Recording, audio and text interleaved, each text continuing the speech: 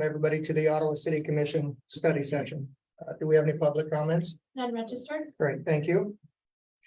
Items to be placed on the regular city commission agenda is our minutes from our June 5th study session. Commissioners, did you have a chance to read that? Are there any mistakes or anything that you'd like corrected? Anything that wasn't mentioned? Okay, you okay with moving that on to the 21st agenda? Yep. Okay, thank you. I'll move on to items for presentation and discussion. The first one is our continued discussion of the city commission rules of procedure with our city manager. Yes, sir. This is just a review and follow-up of what was presented at the previous city commission meeting. And we incorporated some of the changes that were requested, which included a reference to the items that are currently listed on the agenda for comment, and specific reference as well to participants who want to remote in or participate via Zoom. And we will continue to do so. We request that those comments be limited to 300 words and be sent at least 2 hours before a study session and 3 hours before a regular meeting. And because all the submittals are subject to the Kansas Open Meetings Act, COMA, or the Kansas Open Records Act, CORA, all emails must include the name and address of the email sender. Because participants are generating unwanted or distracting noises or distractions, they may be muted by the meeting host. And if this happens, that would also then be considered under item 5 for when a person becomes unruly. The presiding officer may declare that person to be out of order and removed or muted as necessary. So again, it was referenced that we would provide the opportunity for the public to review and comment. So the plan is for this to be presented at today's session, as well as the June 19th study session, and then present for consideration at the next regular meeting on June 21st. Okay, Commissioner, do you have any questions for our city manager? I guess the 300 words is different from the 3 minutes we've usually have had. You're saying if it's written out versus verbalized? Yes, sir. And that was taken off of the existing agendas that we use for both our study session and our regular meeting. And that was one of the comments that was brought up during discussion at the last meeting. I appreciate the fact that we do not, on this, in this particular draft of procedure, that we are not stating that we're going to read those comments if they come in. Correct. I've struggled that for years. I don't know that we should read any comments because we should, but we aren't putting it in there that we will read it. Right. And they would, again, just be submitted because it's an open record. So it would be listed in the minutes and noted as such. Commissioners, any other questions or comments? It was good.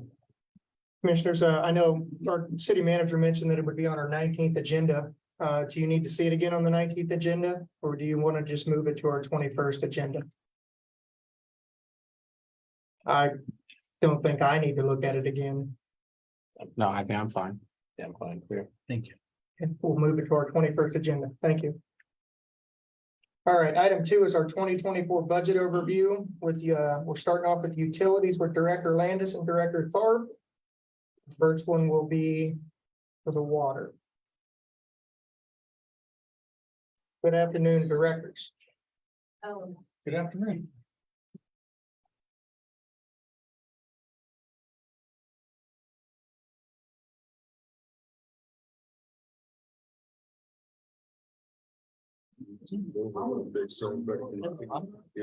Thanks. I can actually give you this. No, I'm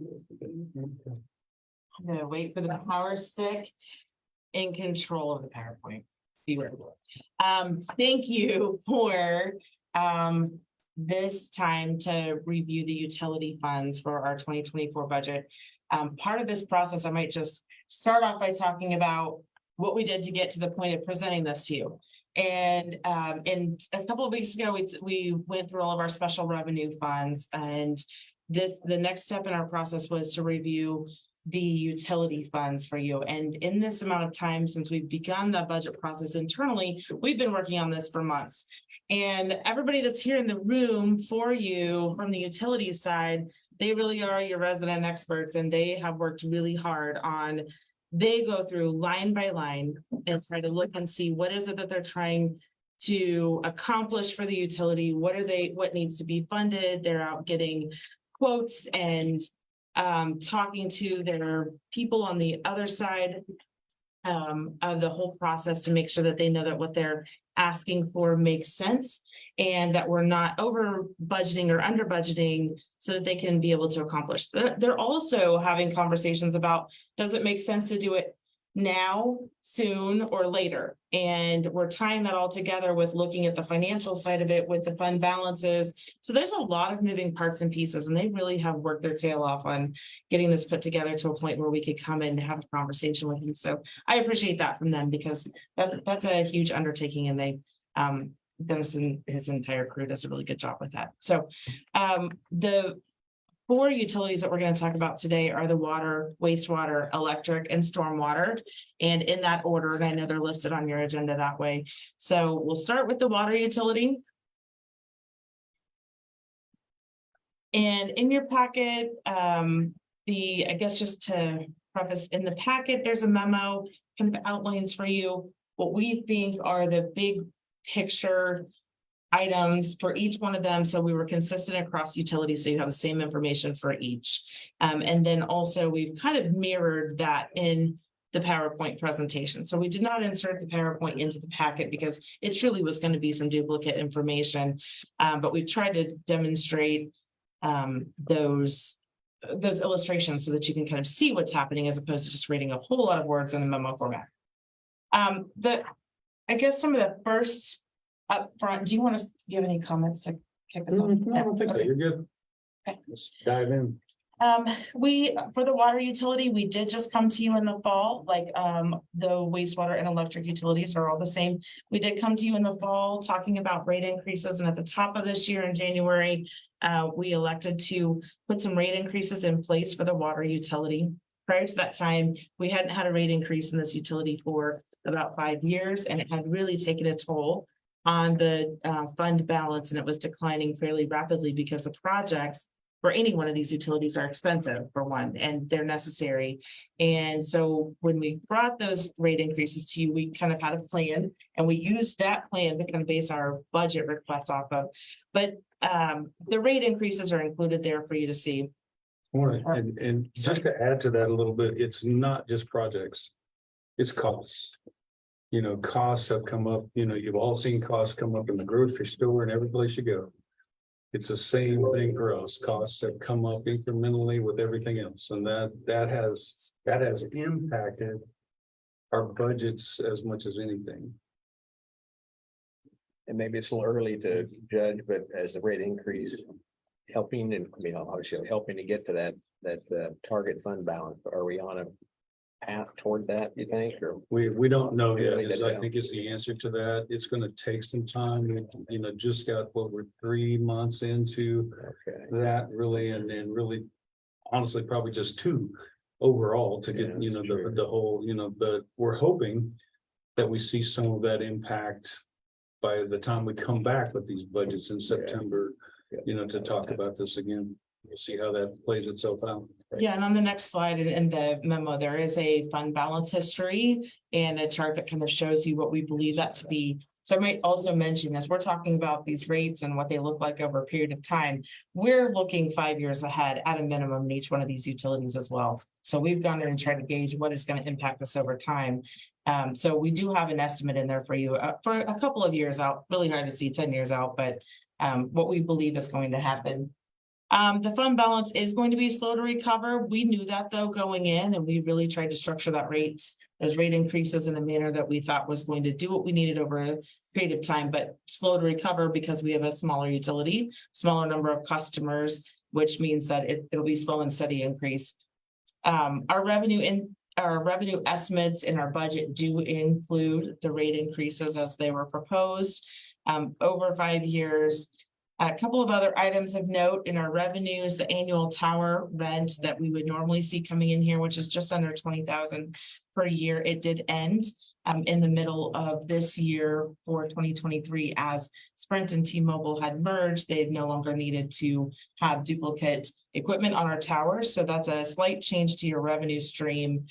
And then all of our CIP projects that we had proposed initially, and as we were talking about what's needed to come, we really did defer some of those to 2025. Now, when I talk about deferral, we do still continue to do all of the maintenance and repairs that are necessary to keep a viable and top-notch water utility. But there are some projects that need to be done soon, but we have deferred those large expenditures out a year just to see how that fund balance recovery does come. Also, if we were to realize that it's performing better than what we've anticipated, that we would probably move some of those up in timing. Yeah, and always keep in mind that some of those projects we may not have any control over, things we just saw some of that on Cedar Street, quite honestly. So some of these projects, if they happen, we got to figure out a way to get them done, and we will. But, we want to see that fund balance grow, and so we're trying to adjust that CIP to help with the process. So can you kind of give us an overview of 2020, 2021, we were setting about 1.5 million, and now we're below 500. What happened there? The projects that occurred or whatever, that it drove that fund balance There down? again, I think I just said that, quite honestly. We haven't really done a lot of projects. Most of the projects we've done on the water side have been base grant oriented or something of that nature. Except for, the replacement of water line or sewer line, the things that we try to do on an ongoing basis. Some of the maintenance things, but those are things that we do every day. The thing that has cost us, the thing that has really cost us that nobody just really stops and takes a look at is that those costs, just like for everybody else, have come up to all the things that we do. Scott just sent me a graph a little bit ago that's, showing the price of chemicals at the water treatment plant that have really quadrupled over the last 2 years. Our budget didn't change. So we're finding ways to make that work at that point in time. We've got to get that money up there so we can do some of the bigger projects. Does that explain? Yeah, and I really kind of wanted you to repeat it because some people may ask, well, what have we been doing with that? Why has our fund balance dropped considerably? Well, like you say, it's not something that they may see, the things are still getting done. It's just, it's cost us more to get them done. So that's more what I wanted to reiterate. So thank you. Yeah, and as you know, as costs go up and your expenses go up and your revenue stays the same, we're eating just into that fund balance over time and being this. Okay, I'm still eating that cake. Matt, am I?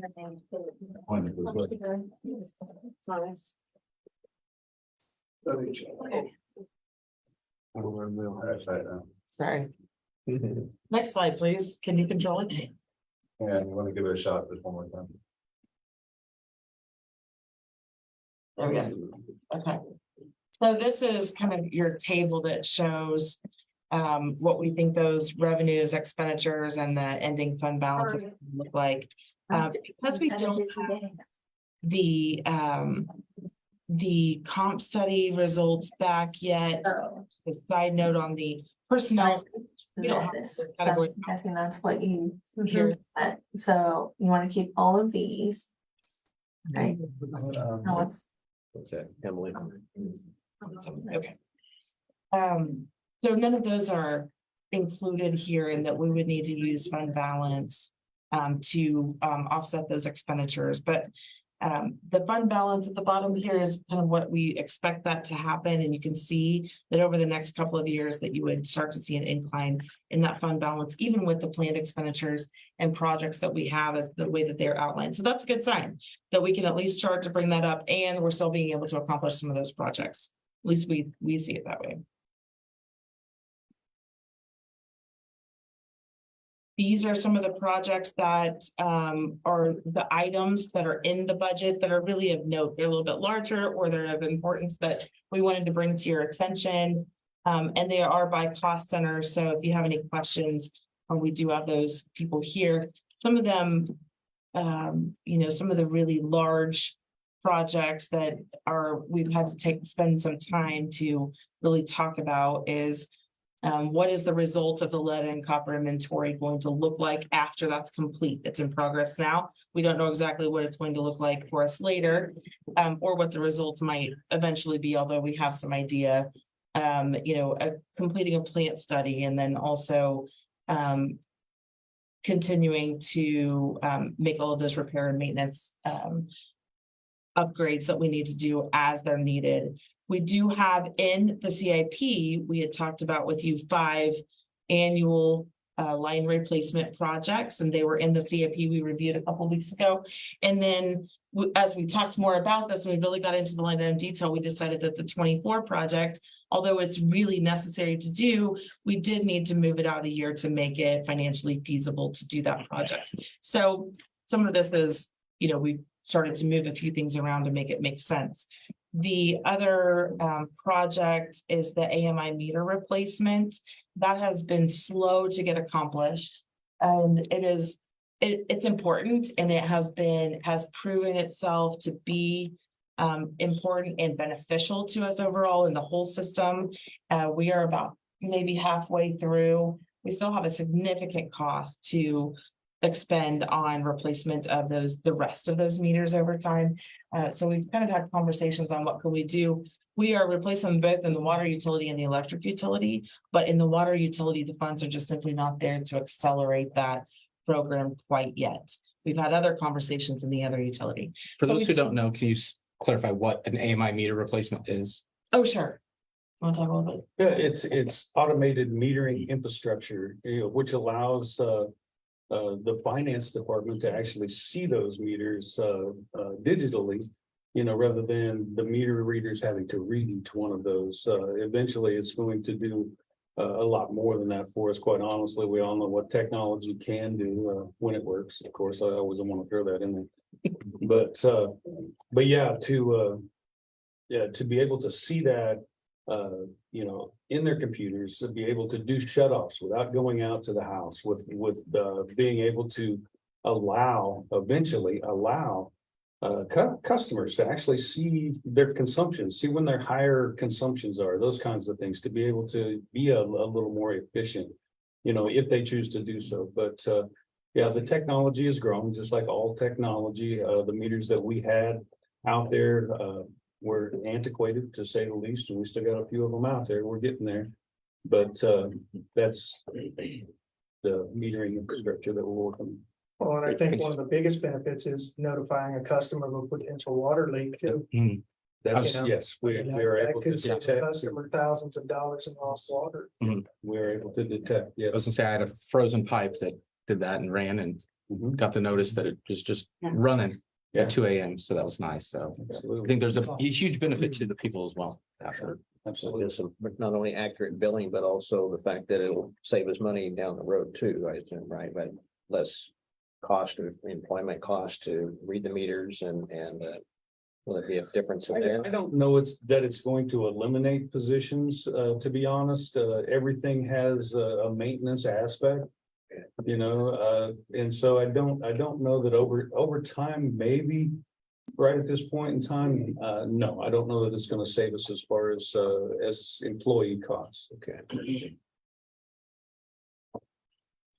So I guess with all of that said, I think you've got your entire crew here, and that's a little bit about the whole structure of the water utility and the budget that's really been put together. And I think we would maybe, if you want to ask any questions about the water utility before we move on, this would be a great time. I have questions about the decrease in the water production line item for next year. It's about $120,000 less than what you've estimated for this year's budget. If costs are continuing to rise, tell me about that decrease. Yeah, You want me to address that? I would, go ahead. I didn't hear the complete question. Oh. No, I was just saying that the proposed water production line item is about $120,000 less than this year on the estimated budget. Just wondering why and just is there a reason for it, or does it need to be what it is? Yeah, it's some equipment. We got a pickup that's needing replaced. We deferred to the year later. A mower that we need to purchase that we decided to wait for the next year.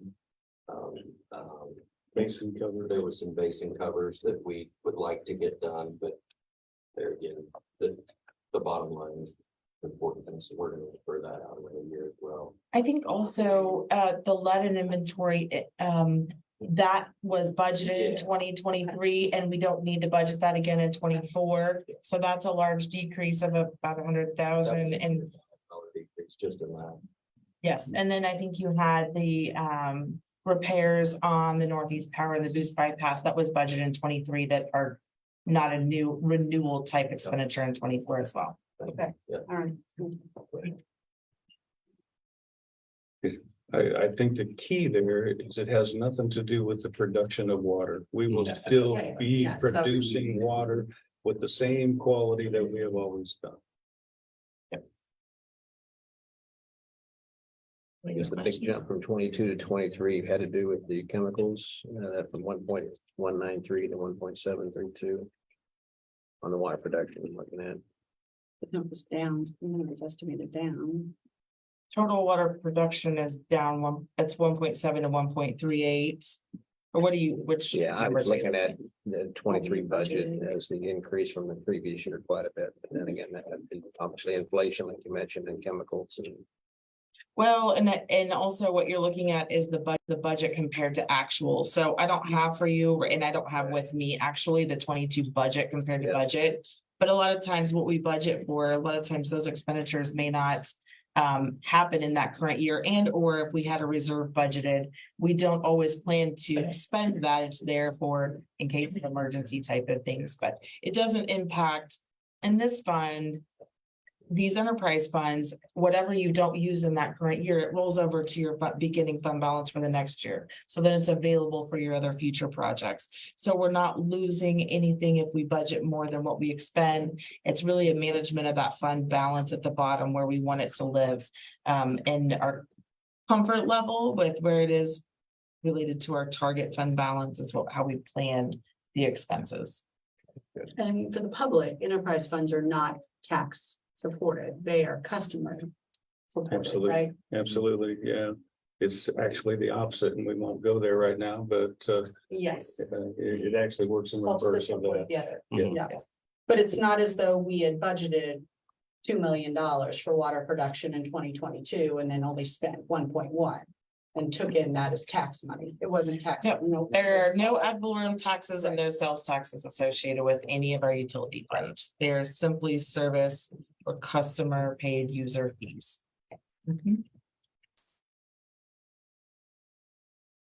Anything else on water? And this will be, other than our final review of this, this would really be the extent of our changes. This would be the budget that we plan to put into our state budget and present to you as our formal budget proposal. So if you do have questions, we really would want to hear any of your concerns that you might have about what we've presented. No, all right.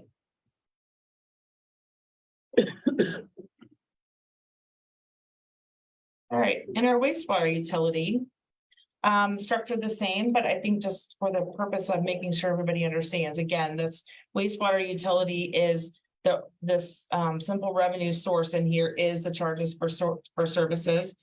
Our revenue source in wastewater is more static than water, actually, because it does have a once the residential customer is billed for the year, it's based on an average. And so that's what we have for that revenue coming in for the remainder of that year. Our commercial customers are billed based on their water usage every month, but our residential is static. So you do have more of a constant revenue stream, I guess, in your wastewater fund. We did also bring to you a request for rate increases, and this is our schedule up here. So in 2023, we had the 5% plus a $1 base charge increase. The revenue estimates that you see in here they do include the planned rate increases over the 5 years. And again, with the compensation studies, since we don't have those numbers back yet, they would come from our reserve fund balance that we would make sure is available in there. And we do have the results. The wastewater fund is again structured very similar. This is the summary by cost center at the top and the fund balance history at the bottom. As you can see, we do have a lot of projects that will eventually tend to reduce our fund balance over time. So in the water utility, we talked about how that's going to be slow to recover. In the wastewater utility, this one, you do still see a declining fund balance over the next couple of years because some of those projects are significant in cost, especially for a smaller utility with a smaller number of customers overall to spread that burden. So we do have some of those CIP projects that we had deferred to future years, or we have placed them on our future year CIP list because we didn't know exactly where they were going to fit. And I know that's on a big long list of CIP projects that you have. But we did include the two that are in our current priority list in the chart at the bottom of this page here, as well as listed a couple of the improvements of note at the top of this page, the influent pump and the continuation of the in-situ form program is one of those annual expenditures that is included in this budget. One item of note that I find impressive is I think that our crew has their sewer line cleaning project that they have accomplished half of the town since January, and which I feel like is a large accomplishment for that crew, and they've done a really good job on that. And the other items of note are the sales tax specific to the original plant build, the debt related to that, and the surcharge related to that do go away in 2024. So when you're looking at the revenue overall and the expenditures overall, you see the corresponding decrease in both the revenues and expenditures in 2024. Those are related to those both coming off the books. One was a transfer to debt in the expense side, and one was the revenue coming in from the surcharge, which we were transferring out to pay the debt. So with that, Let's see, our target fund balance has been very healthy above the target. How do we come up with the target balance? Do you recall? yeah, so we, there's several different ways that you can come up with a target fund balance. Something that we've used here is 20% of your total expenditures for the year without your reserve. And so if we were to apply that across the board, that's really where that orange line, we drew that based on 20% of the expenditures for the year. So if we wanted to ensure that we always have at least that available to us for those emergency type situations, or should for whatever reason we not be able to collect revenue in 81 month or multiple months, we would at least have that in reserve and able to use for the utility overall. And we use So- that 20% on the other target funds too, I assume, right? Mhm. Okay, Yep. good. Yeah, and on the water fund, I'm sorry, I didn't even point that out, but on the water fund, that target line is there as well. And it does, our current fund balance does fall beneath that target, so we had to work extra hard on those expenditures and moving some of those projects around. But this one, while I don't want it to necessarily give us a warm and fuzzy overall feel as to where we are right this 1 minute, just simply because we do have so many future projects that need to happen and do have some larger dollar price tags attached to them. Well, but at the same time, I guess I would like to say that the work that's been done by these people and coming back to you with suggestions of how we can move forward has created a situation where we are finally seeing our way clear to tackle some of these multi-million-dollar projects. So while maybe we don't want to get a total warm fuzzy feeling, at the same time, I feel like we should feel pretty good that over the last 4 or 5 years, we battled our way back to where we're seeing our way clear to really build our infrastructure. Yeah, great point. Some questions about the wastewater utility and the projects and CIP or balances?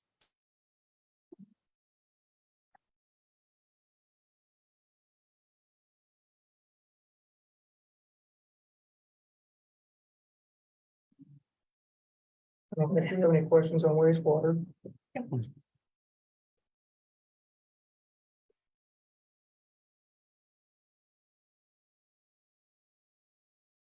Our next utility is the electric utility. And again, this page just kind of summarizes for you the items that we felt were of note. That our rate increases did go into, they were adopted in January, did not actually go into effect until March, and the first revenue stream really came back in to start an impact in April and May. They are 6% annually. We did include all of those revenue estimates into our planned, or those planned rate increases into our revenue estimates. And we do have an electric capital reserve, which we just started in the last year and a half or so, where we had, we wanted to make sure that there was some sort of reserve fund available in case we had something happen. This is one of those utilities where when something happens, it can be extremely large in cost, and we want to make sure we had something to fall back on should that fund balance not be available. And we've been able to make some headway there. It's slow but sure. This table shows you the budget that's being proposed for the electric utility. Some items of note, I think overall that I had made note of, I actually have more for this utility, but we are underway. They do have a cost of services study underway that they're working with KMEA on, and we're hoping that that should be complete somewhere around the September timeline. And in coordination with that is a review of the ECA calculation structure that we have right now. Same thing, they really do go hand in hand. That we do have somewhat of a fluctuating fund balance, and that can happen depending on what large projects are being accomplished at the time, whether we are paying cash or whether we're trying to debt finance something in any one particular year. Some other items, we have the GRDA agreement that does end soon, and they're looking for other alternatives. Our natural gas costs are starting to level out. They did not necessarily come down to where they were, but at least they're leveling out, so we're not seeing the large spikes that we had before. In 2022, we accomplished the cooling tower project, and in 2023, the mufflers and the catalysts are being tackled, and along with making sure that we're prepared for any of the technology changes along the way. We have some other items. The tree trimming continues to be something that we're focused on, along with the managing the cost and availability of transformers and making sure that we are prepped and ready as much as we can be for the need for those transformers as we have new developments, both on the residential and commercial side. We are including the 24 budget is racking and lighting for our warehouse, which is kind of phase 2 of that project, which we started this year. And then in our electric utility, we also have our broadband utility. So we've spent a period of time talking about that and where we're headed with that utility, what's needed there, and what those revenues look like that are coming in to offset those expenditures. And then also on the utility administration side, our growing concerns over the cost of credit card fees as we continue to move people in the direction of using credit cards and or debit cards to pay online and in person. We also incur a large fee, and that fee it seems to be getting larger, even costs coming from our credit card companies back to us for acceptance of those cards. So those are some of the items of note. If you want to talk more about any one of those things, Dennis. Not unless there's questions. Again, I think I would point out that, we're getting a number of things done across the electric utility. not only are we getting some things done to improve our infrastructure, but we're growing our infrastructure. We've got a lot of things going on, new businesses, new residential areas coming to town, so that we're seeing a lot of build outs on top of. We are currently in the process of the study and design of the replacement or the restructuring of the 2400 to 7200, the higher voltage that some of the town is on. The 2400 is it's a very old system that's been there a long time. We've got a lot of chances for failure. And so we are in the process of study and design, and looking like if things continue, as we estimate, that we're going to be able to get that done, to get that finished. That's huge.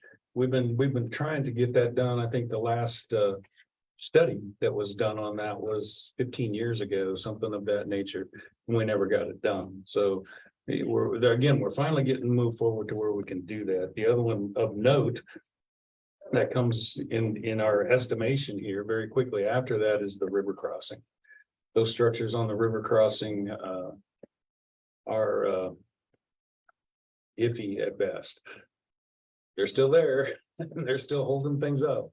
But to be able to redo that, would be huge. So, and that's why those are in the capital improvements that you're looking at. And I think in the next 2 or 3 years, we're going to be able to get those done.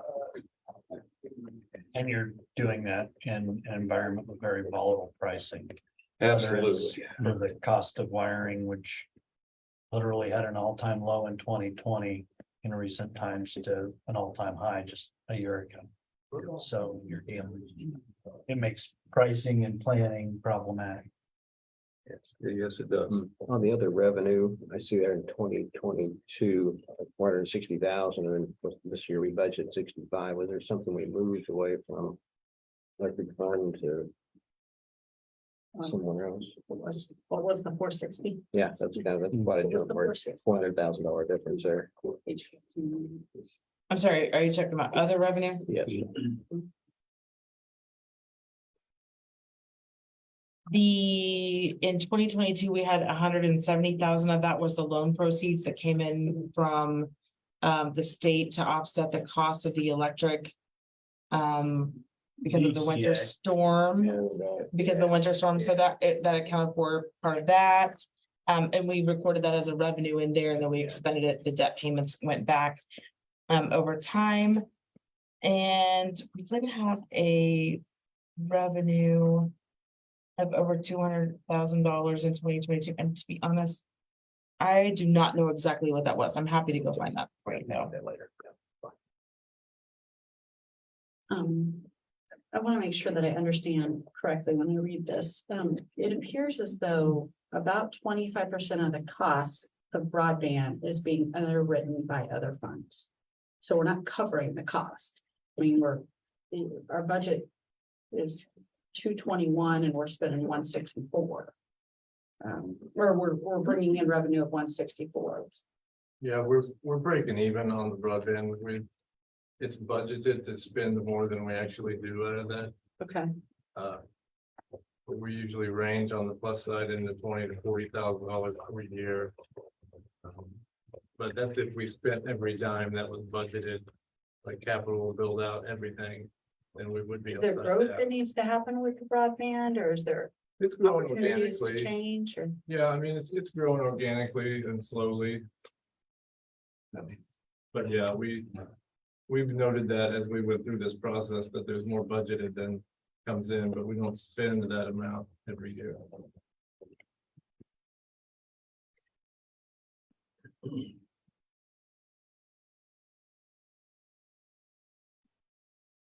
And then on the electric warehouse, I know we've got the two big projects kind of for there, the racking and the concrete and asphalt. I was just looking at in 2022, it's right at 400 and we're at 742.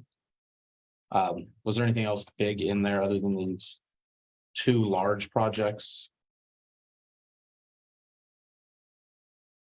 Because at 235, we were still about 100 short of the does that include the increase. annual reserve?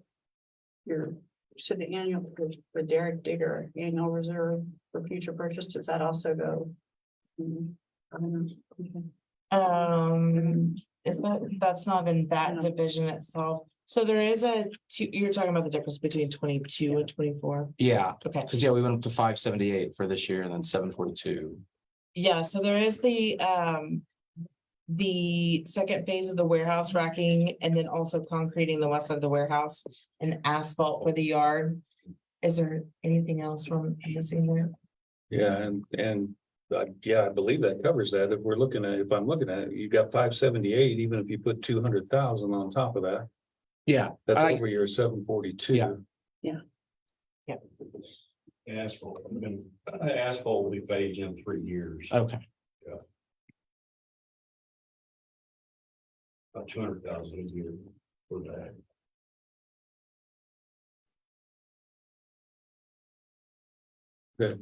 Cover your question. Yeah, I think so.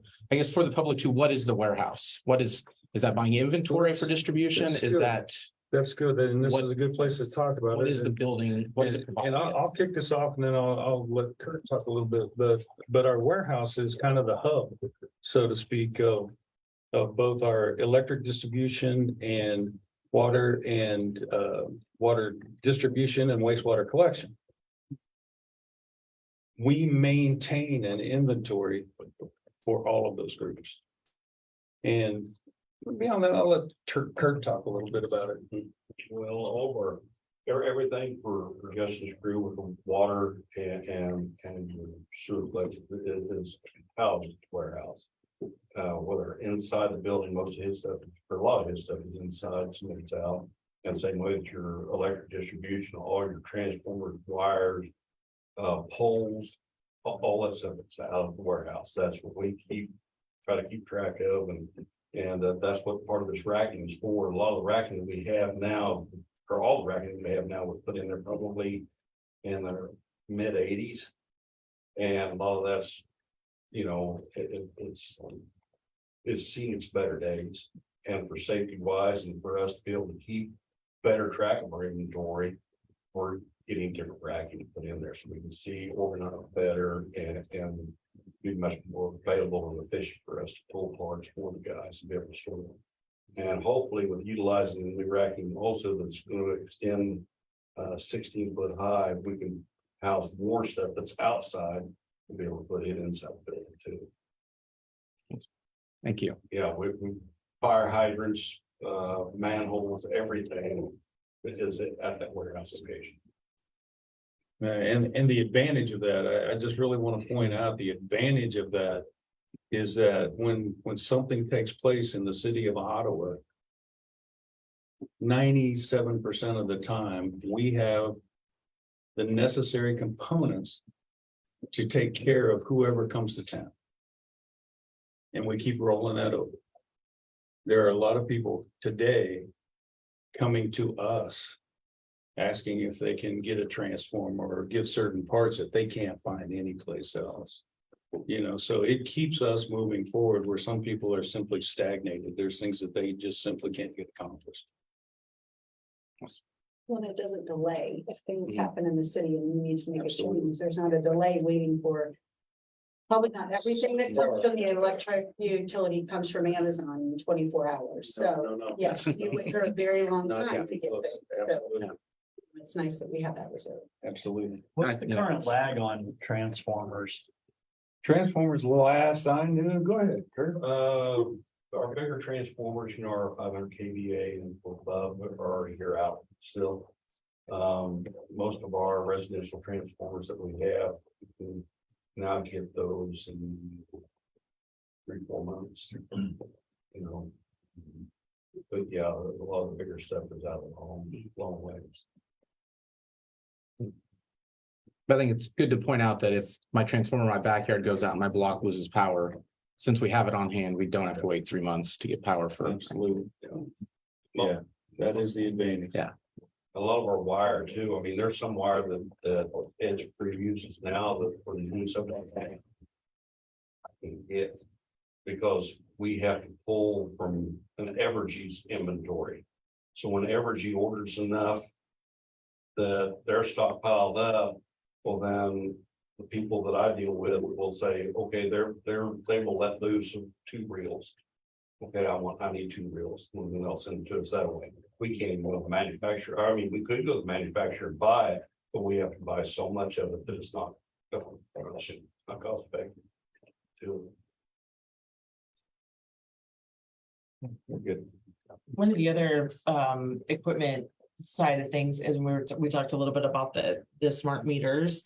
On the water side, we have the same timing delay for getting meters on the electric side as well. And while we'd love to accelerate that program of replacing those meters, it's not just the funding, it's really more about being able to get them all to do it. So it had a Yeah, very that's similar absolutely problem true. there. The supply chain has affected, well, I don't think there's anything that we can sit here and talk about that the supply chain hasn't affected.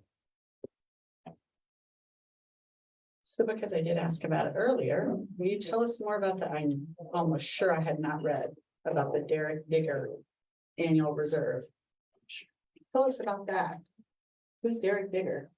Digger,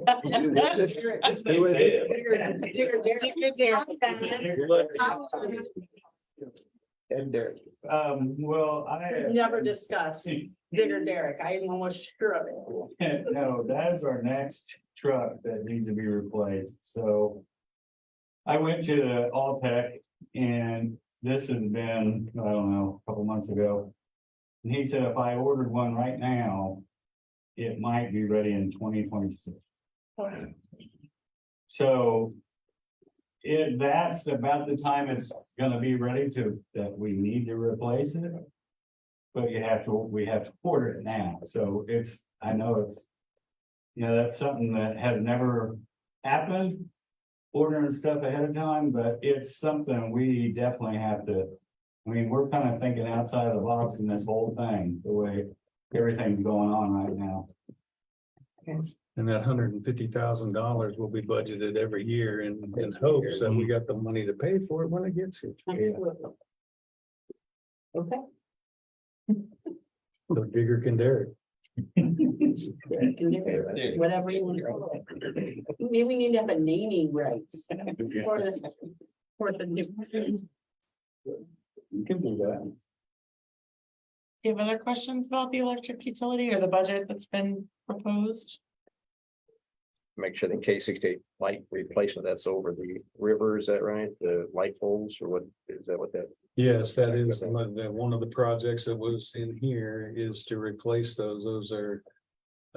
Yeah, we would have loved to have replaced them when they did the work on the bridge, but we just simply couldn't come up with the funds to do so. So that is one of the projects that we would like to tackle in the midst of this. So that's our responsibility, not KDOT, I guess. So. It absolutely is. How that ever got worked out, I would really like to know. I've never had anybody be able to explain that to me, but. Now, are those the more efficient lights as well in there now, or are they?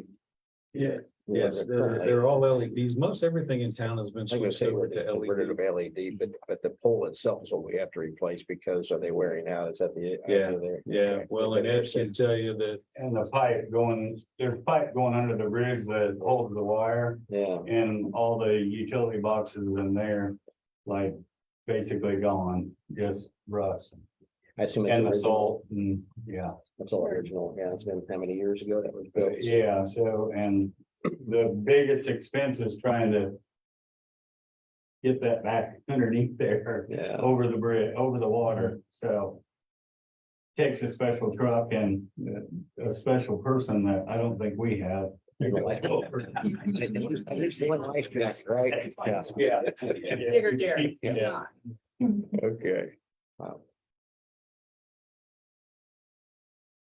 Anything else on the electric side? All right, our last utility that we wanted to talk with you about is our stormwater utility. This one is same but different. It is one that just was put into place and tracking or collecting revenue in 2015. We have not addressed the rate structure for the stormwater utilities since then. However, I think we've added a lot of projects to the wish list and things that need to be done to improve stormwater across the community since then. And that was a lot of the conversation that we had, was timing and cost of those projects and how we wanted to be able to get those accomplished, or if we could get those accomplished given the revenue structure that's there. So it is a very static revenue structure every year. We do not see a lot of change in that.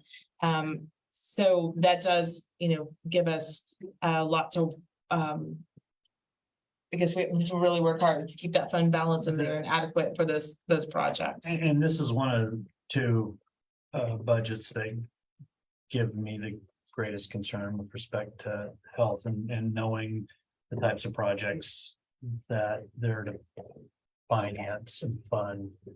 And I appreciate Melanie's work and effort, and Michael as well, is trying to schedule the necessary repairs and improvements that we need, given the lack of revenue to really finance those improvements, because unfortunately with stormwater, no one really thinks about it until they're underwater. And so thank you for that.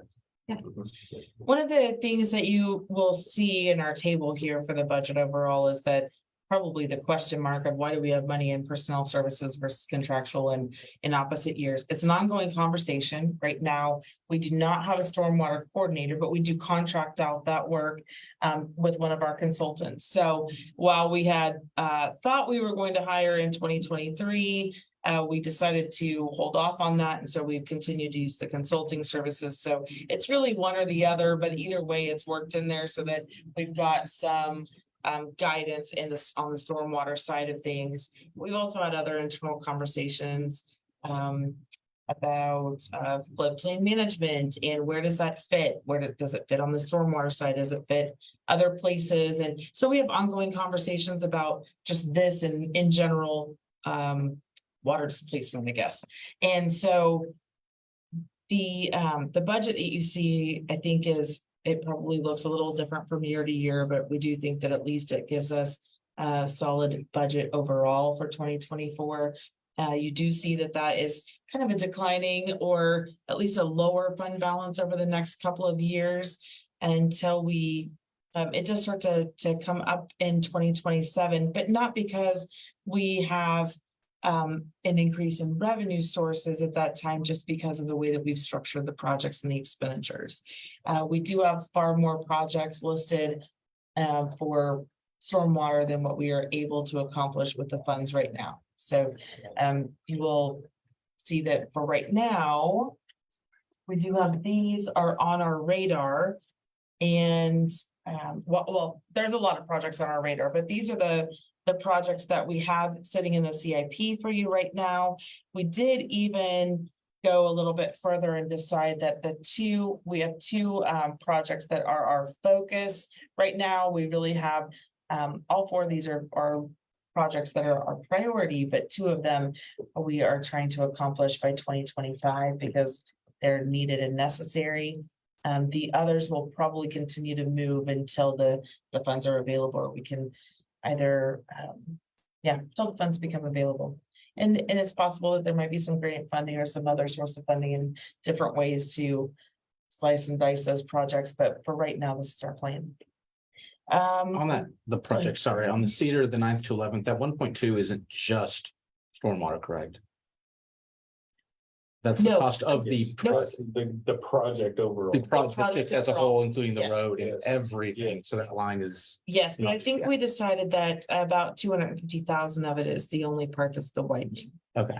So a very small portion of it is the true street part of that project, because the rest of it would be required just for the stormwater And piece. the overall. second most concerning budget after stormwater is streets. Yeah.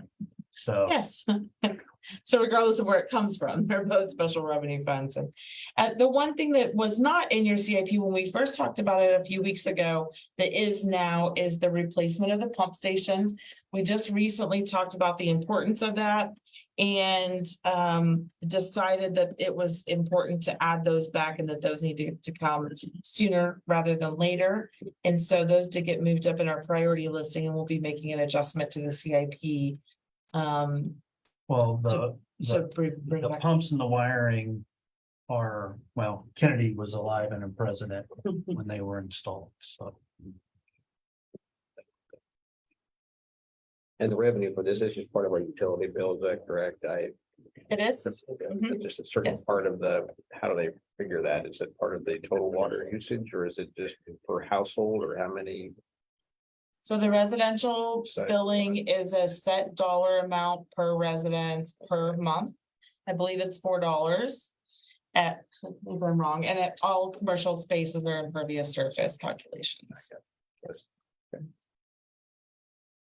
And we had any consideration of rate changes on that, or is that one we didn't include that last year, did we? We did not include it, and it's not a discussion that we've really had. It's one that needs to take place So I just wanted Yes. to maybe- among some others. But yes, it is one that needs to take place. And on the, looking at the graph, am I reading this wrong? It looks like estimate for 2023, the ending balance of 1.4 million, and on the graph, it looks like just shy of 500. Way below the target line. Oh. For 23. Yeah, So- so that's the fund balance. And it would. And then 2024 would be 988. I think that reflects prior to us shifting those projects out. Oh, I think you're right. I apologize. That Yeah. okay, so they're closer to that one. Sorry, I didn't catch that, Melanie. No, that's, I should have. yeah, thank you. That. Yeah, so my chart is wrong. I would go with the numbers in the Numbers in this. Okay. chart as opposed to the. Picture, yeah.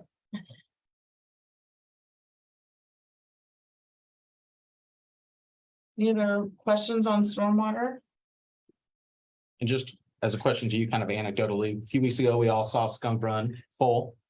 What would you imagine the dollar amount is if work doesn't get done and Skunk Run were to break or a breach, I guess, for lack of a better term? If we don't do the maintenance we need to do on it, Yeah, I'm not sure I can put a number on that, to be quite honest with you, but it would be. substantially more than. Be unbelievable, fixing, yeah. actually, yeah. If we saw, Skunk Run actually overflow into, there's places that have problems now, even with Skunk Run doing what it does.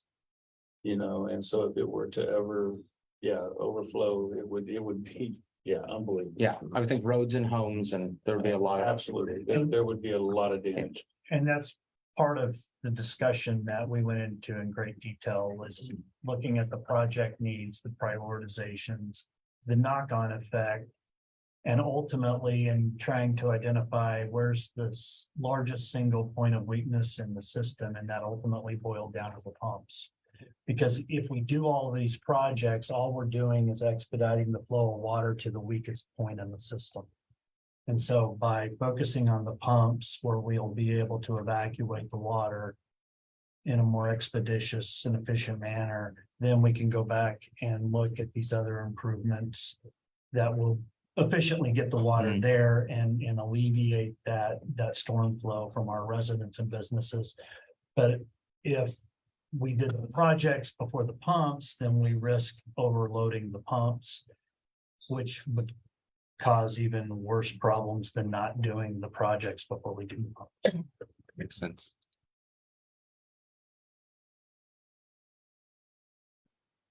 Other questions on stormwater? That actually concludes all four of the utilities that we wanted to talk about with you today. And I might just run through real quick. This is the remainder of our budget schedule. And I think it's important to always put this out here, not just for you, but for the public as well. But we did accomplish our utility fund review today. And on the 26th, we will have our general fund review. We'll look at the OMA fund and our debt service fund. Those actually are the three debt or tax levy funds that the city that you guys control. And then on July 10th, after we've had a chance to, I'm sorry, in between there, we will have our SS valuation that's come to us from the county around the 15th. And so we'll have a chance then to apply those numbers back to all of these budgets and really give you a solid look at where we might end up landing after that conversation on the 26th. And then July 10th and the 17th will really be focused on revenue neutral rate, the mill levy impact. We'll review the library fund with you, and then just basically have our final budget discussions and decide where you really want to be in the end. And on July 19th, we do have a requirement that by July 20th, we have certified to the county clerk whether or not you will or want or plan to potentially exceed the revenue neutral rate. And we'll also want to set our public hearing date at that time. And then after July 20th, we really can't come back and review that budget again until late in August. And that's because we're at that point in the revenue neutral rate process where the county clerk has to give notice to all of our residents within the city limits. And actually, they're doing it for everyone across the county, but they are giving, you will receive a letter for our public, you will receive a notice in the mail from the county clerk that will show you the dates and times of the public hearings and the proposed mill levies for each one of those agencies.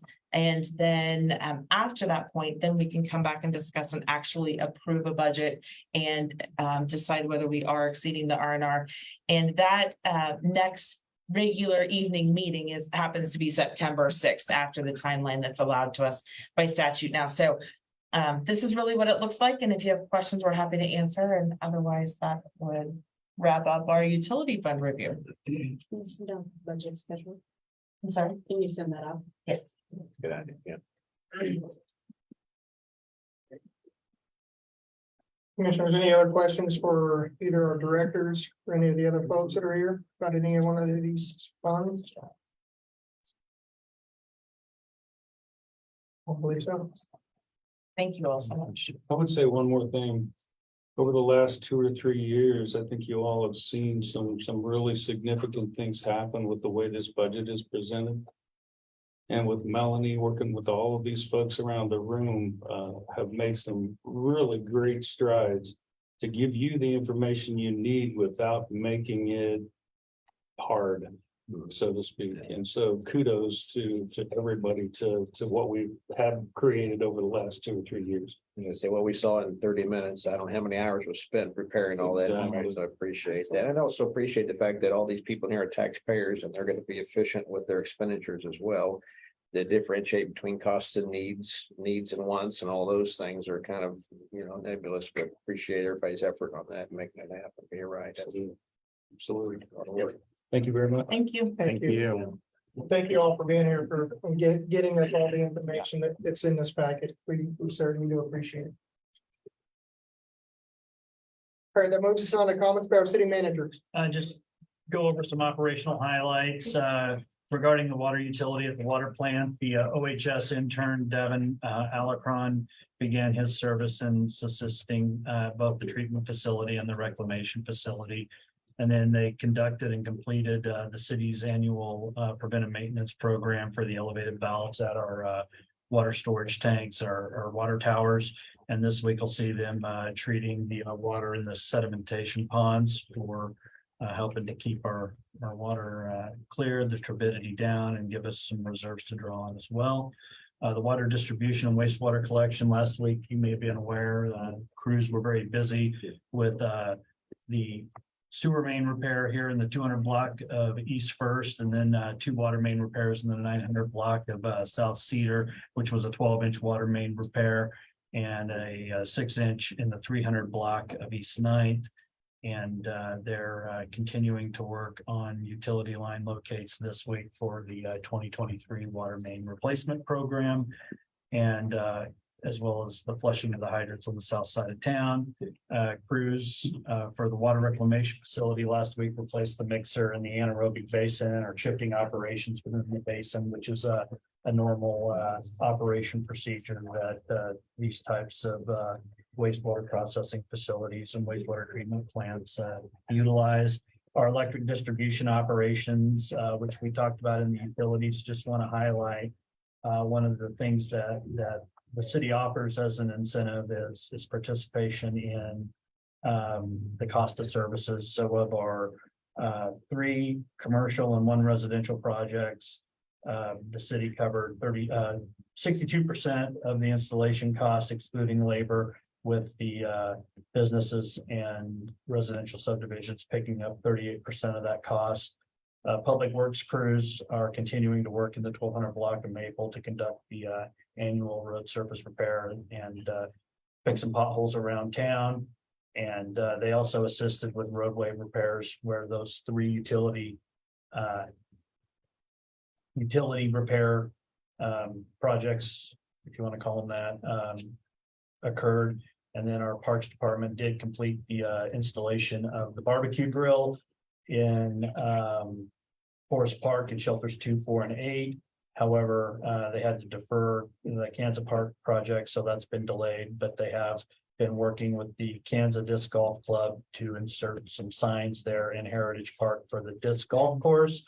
And then we completed the PALIA site certification with chief in the police department, and they're continuing to work on filling the 5 vacancies that are currently in the department. And that's not an indictment on our department. That is a large effort to attract interested individuals that want to be professional law enforcement officers. So it's not a matter of merely getting the applicants, it's a matter of actually finding the right person for the right kind of policing that we want to see in our community. So they continue to work for that end.